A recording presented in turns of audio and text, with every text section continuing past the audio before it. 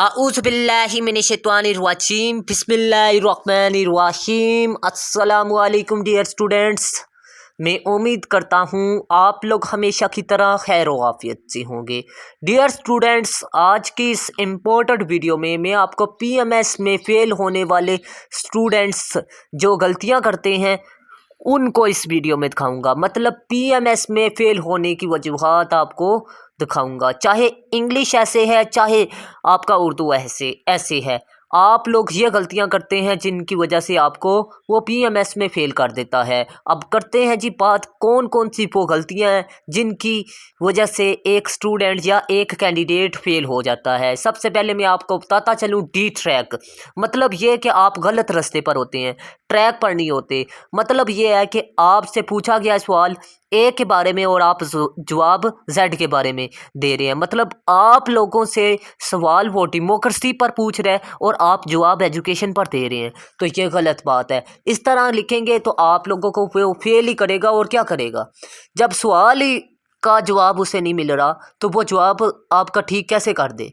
ठीक है, तो आप लोगों ने इस चीज़ को मद्देनज़र रखना है। आप लोगों ने कोशिश करनी है कि आप लोगों ने ये गलती नहीं करनी। ये गलती करते हैं जिसकी वजह से स्टूडेंट्स अक्सर फेल हो जाते हैं। ठीक है, तो आप लोगों ने डी ट्रैक नहीं होना। पहले आप लोगों ने सारे एसेस को पढ़ना है, पढ़ के फिर आप लोगों ने क्या करना है जी, आप लोगों ने रफ आउटलाइन बनानी है। ठीक है, रफ लोगों ने देखना है कौन कौन सा पॉइंट इस टॉपिक के बारे में है। मतलब आप लोगों ने इंट्रोडक्शन लिखा, इंट्रोडक्शन के बाद आपने कॉजेस लिखा, कॉजेस के बाद आपने इफ़ेक्ट्स लिखे, इफ़ेक्ट्स के बाद आपने सॉल्यूशंस लिखे और कंक्लूजन लिख दिया। ठीक है, तो आप लोगों ने ये चीज़ें देखनी है, इनमें से पॉइंट पुट हो रहे हैं आपके ऐसे में या नहीं हो रहे। अगर हो रहे हैं तो फिर लिखे, अदरवाइज ना लिखे नीट में। ठीक है, इररेलीवेंट इररेलीवेंट मतलब ये है कि आप लोग शुरू में इंट्रोडक्शन तो ठीक लिख कर आए हैं, लेकिन आप लोगों ने 2 पैराग्राफ भी ठीक लिखे हैं इंट्रोडक्शन के बाद, लेकिन एक पॉइंट आपने गलत लिख दिया, या फिर आपने इंट्रोडक्शन के फ़ौरन बाद ही ऐसे सारा गलत लिख दिया। मतलब आप ठीक जा रहे थे लेकिन रास्ते में आपने गलत रास्ता इख्तियार कर लिया, तो आप लोग अपनी मंजिल पर जाएंगे कभी नहीं जा सकते। मतलब आप पास नहीं हो सकेंगे। मतलब आप घर से अपनी मंजिल के लिए जा रहे थे, मतलब आपने कहीं जाना था, आप लोगों को रास्ता नहीं था मालूम कि कौन से रास्ते में जाना है, लेकिन आप लोग ठीक जा रहे थे, रास्ते में आपको किसी ने गलत गाइड किया, जिसकी वजह से आप लोग गलत गाइडेंस की वजह से क्या करते हैं, गलत रास्ता इख्तियार कर लेते हैं और आप लोग अपनी मंजिल पर नहीं पहुंचते।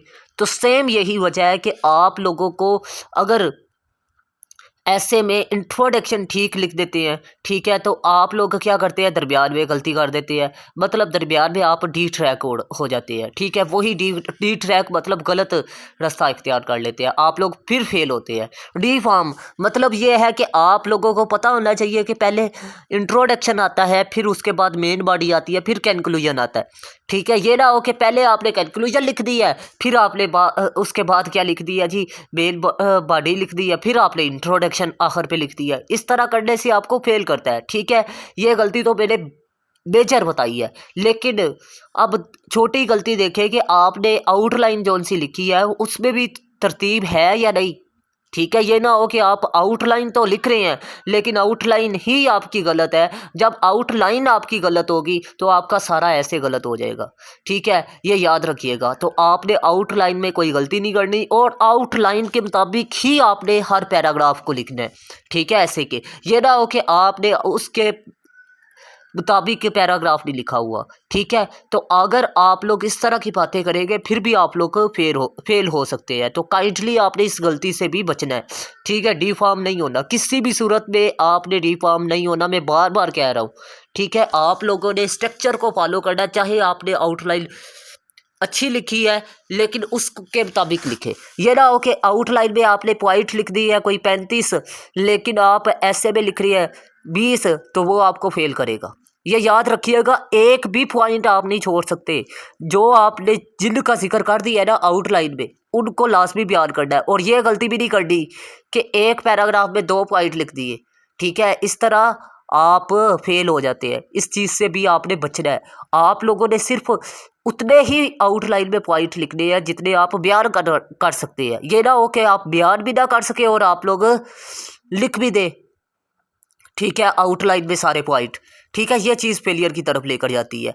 एक यह बात बताता चलूँ कि मैंने CSS के लिए और PMS और तहसीलदार और BA के लिए टोटल 6 ऐसे तैयार किए। अब 6 ऐसे जो से तैयार किए हैं, ये मैंने थीम वाइज यानी टॉपिक वाइज तैयार किए हैं। मतलब आपका एक ऐसे की किस्म है डिस्क्रिप्टिव।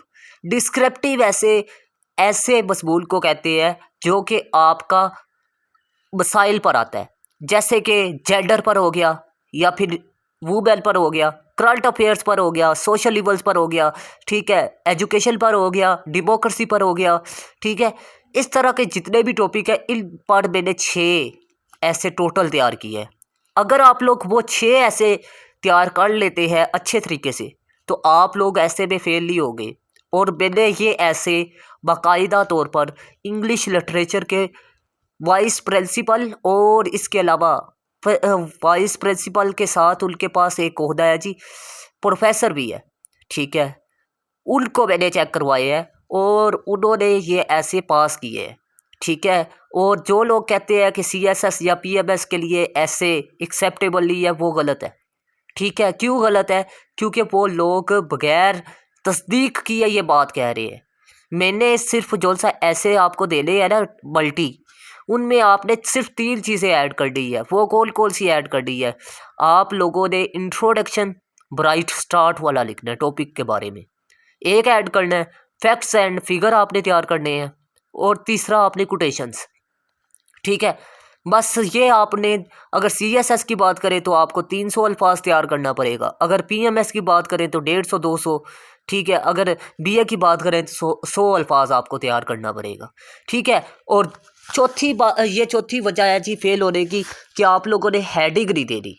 किसी भी सूरत में आप लोग ऐसे में हेडिंग नहीं देंगे, चाहे आपके टीचर्स करवाते हैं।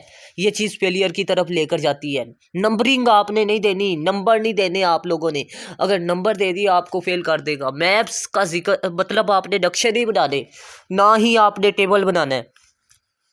वो आप लोग सिर्फ और सिर्फ ऑप्शनल में यूज़ कर सकते हैं, मतलब लाजमी में भी और ऑप्शनल में भी। ठीक है, लेकिन आप लोग, ये CSS की बात कर रहा हूँ और PMS की। ठीक है, तो उनके लिए ये मैं बात बता रहा हूँ कि आप लोगों ने किसी भी तरह की ये गलतियाँ नहीं करनी। ठीक है, अगर ये गलतियाँ करेंगे तो आप लोग खुद अपने आप को फेलियर की तरफ लेकर जा रहे हैं।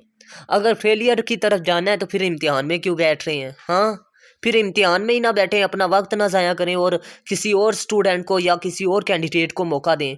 ठीक है, और ऐसे ही बदनाम ना करें अदारों को कि ये जॉब्स जो सी हैं ये पाकिस्तान में बड़े अदारों को, बड़े लोगों को मिलती हैं या सिफारशियों को मिलती हैं। यही लोग जब फेल होकर आते हैं फिर पाकिस्तान में आकर कहते हैं जी, ओ यार उधर तो बहुत सिफारिश है, वो बहुत मुश्किल टेस्ट देते हैं अदारे वाले। ठीक है, कहाँ से उठा कर दे देते हैं।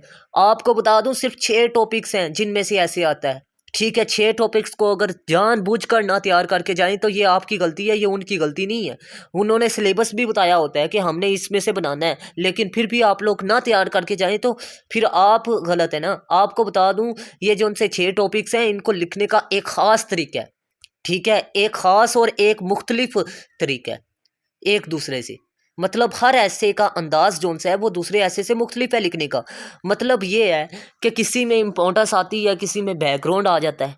ठीक है, ऐसे में दूसरे नंबर पर। ठीक है, किसी में कोजेज आ जाते हैं। ठीक है, तो इस तरह की जोन सी ऐसी ऐसे होते हैं ना, डिस्क्रिप्टिव ऐसे की बात कर रहा हूँ। ठीक है, इनको लिखने का अंदाज अलग है, तो इस ख़ास तरीके के मुताबिक मैंने ऐसे को बनाया है। तो फिर आप लोग जानबूझकर तस्दीक किए बगैर ही ये बात कर दें कि सर अपना चूरन बेच रहे हैं नोट्स बेचने के लिए, तो ये आपकी बात गलत है। मेरी रिक्वेस्ट है कि काइंडली आप लोग तस्दीक किया करें, पहले चीज़ को देखें।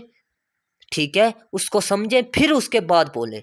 ये नहीं कि आप डायरेक्ट ही बोलना शुरू कर दें। अक्सर मुझे जो स्टूडेंट मैसेज करते हैं ना इस तरह के, वो उनसे मैं बैकग्राउंड उनका पूछूँ ना तो वो अक्सर खुद ही फेल होते हैं, और जो खुद फेल होते हैं ठीक है वो हमें आकर पढ़ा रहे होते हैं, सर इस तरह नहीं इस तरह। ठीक है, मेरी तबीयत ख़राब होने के बावजूद मैं वीडियो अपलोड कर रहा हूँ। यह किस लिए कर रहा हूँ? सिर्फ स्टूडेंट्स के लिए। ठीक है, तो काइंडली आप लोगों ने लाजमी मुझे दुआओं में याद रखना है और अपना ख़ास ख्याल रखना है, अपने से ज़्यादा दूसरों का। और वीडियो को ज़्यादा से ज़्यादा आपने शेयर करना है ग्रुप्स में, व्हाट्सअप हो गया, फेसबुक, जिधर भी आप ऑनलाइन रहते हैं, ठीक है। तो मिलते हैं जी इस तरह की नेक्स्ट इन्फॉर्मेटिव वीडियो में। तब तक के लिए अपना ख़ास ख्याल रखिएगा। अल्लाह हाफिज़। पाकिस्तान जिंदाबाद, पाकिस्तान पाइंदाबाद।